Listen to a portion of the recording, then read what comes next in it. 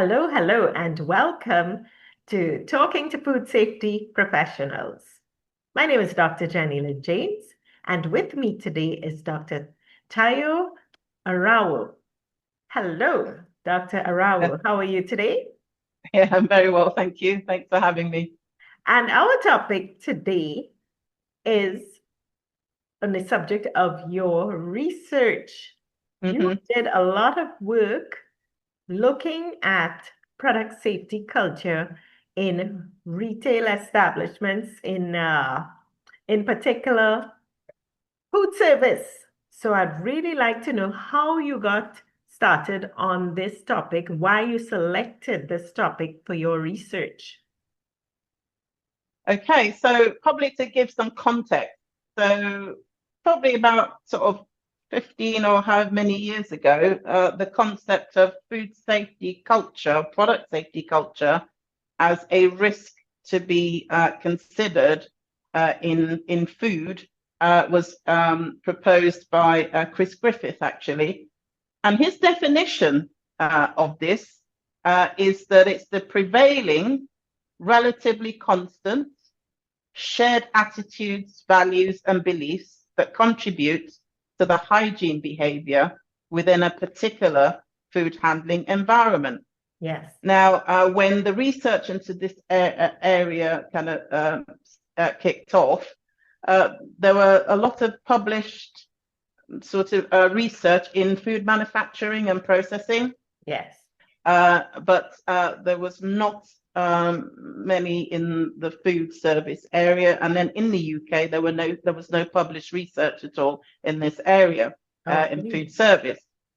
Now, for context, 60% of foodborne disease outbreaks are actually attributed to the food service area. Yes, yes. And in the UK, 99% of the food service sector is actually made up of micro and small to medium-sized enterprises. Right. So, yeah, so that really was what kind of piqued my interest Okay. in looking at this in food service. Excellent, excellent. So tell us how you develop your research plan. Okay, so yeah, it was the best way to describe my research plan actually is I'd say it was like kind of five studies in one. So I kind of really had to start from the ground up. So Okay. understanding what how food safety performance in the UK is Okay. actually measured, and that is through the food hygiene rating scheme. Okay. Because the thinking there was that a positive food safety culture has been linked to not just improved food safety practices, reduces food safety non-compliance, and also it's been linked to improved food safety performance. Good. So one of my studies was actually looking at the food safety performance Okay. in the food service sector. Yes. So that involved analyzing a lot of reports and inspection reports, essentially, what the scores were and what the common non-conformances in those sorts of businesses. And then I did some qualitative interviews with the officers that are Oh, actually, yes. inspect, these Yes. premises in terms of the food safety performance. And then there was a study that looked at, there was a study that involved a survey. So I did the survey, and then there were qualitative interviews with businesses. Okay. So I Yes. did some in-depth interviews with the management, because in food service, the management structures are very flat. So you generally tend to Right. have either an owner and the staff, or there could be an owner, a manager, and then the staff. So they're quite flat in terms of their Yes. structures. Yes. So the managers are very, very important in these businesses in terms of shaping the culture. Definitely. So it was important to speak to them. And then I then did a wider survey to capture a lot more businesses. And then I topped it off with a case study, which involved, again, just an in-depth study of a business. Okay. combining all those approaches that include observational work, as well as interviews, as well as surveys, and also an analysis of documentation as well. So it was quite, Yes, yes. But when we think of food safety, let's say in food service, you mentioned documentation. I always wonder what sort of documentation one would find in a food safe service situation, especially micro businesses. yes. So so a lot of the micro businesses had implemented the sort of Food Standard Agency Safer Food, Better Business module, Okay. which is a food safety management system, which is targeted at businesses like that. Okay. And the idea was to encourage implementation by keeping it very simple. Yes. So a lot of the work has been done, and all they have to do is tailor it to their business. Yes. It requires minimal recording of things, temperature management, and things like that. So so a lot of the businesses had implemented that. But an interesting finding that even though the whole idea was it was a nice simple system for them to implement, it was either not there or very poorly implemented, or records are missing and things like that. So I would imagine. So especially if it's a very busy food service operation, the recording of well, depending on the culture, recording of fine details like temperature control and all that get missed. So what are some of your other key findings? Well, so one of the key findings is actually the risk perception actually in this industry, in this sector. There's a gap really between the reality and their perception.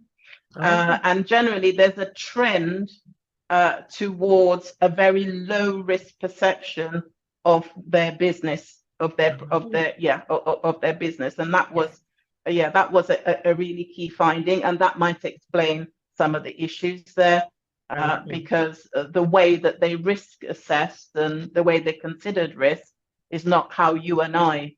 So I give you a typical example is a lot of them thought that their businesses was low risk. Yes. Even though they handled ready to eat foods and things like that, because if they didn't handle raw meat, for example, that meant that they were low risk. Did you get that? So there was a lot of that. So there's a tendency towards optimistic bias. Right. Most of them believed actually that that customers wouldn't get food poisoning from their businesses. So that was quite a key finding. The other key finding was that in terms of training, it's often the case that those in charge, their level of training really was not commensurate with the responsibility of actually managing food, managing food safety. So a lot of the managers or the owners were trained to the exact same level as their staff. So in this country, like a level 2 food safety, was considered, what most food handlers would have, unless they were supervising and managing, then they might have a level 3 or a level 4. But oftentimes the managers or the people in those roles were actually only trained to a level 2 themselves. So you could argue, about how commensurate is that level of training to the actual management of food safety. So that was a finding. The other finding as well was that the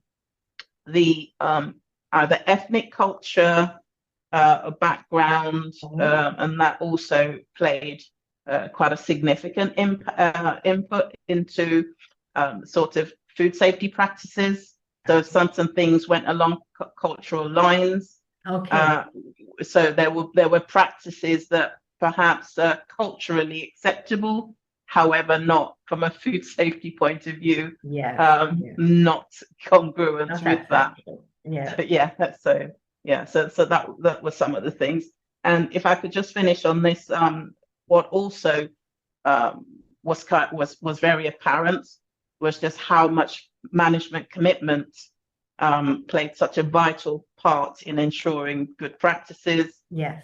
Again, because the structure in these businesses was often either an owner who was also a food handler working alongside staff and things like that. So their actions have a real direct impact on the behavior of the food handlers. That's true. Well, thank you so much for this insightful topic. I look forward to seeing some of your publications in the future, and I'm sure this work would help to elevate product safety culture, food safety culture in food service in the future. Thank you so much for your work. Thank you very much. Certainly needed. Thank you. Thanks for having me. Thank you. Please hit the like button, like our video, and remember to subscribe to the channel Food Safety Smart so you can be notified every time we interview another amazing food scientist. Hit the subscribe button. Thank you.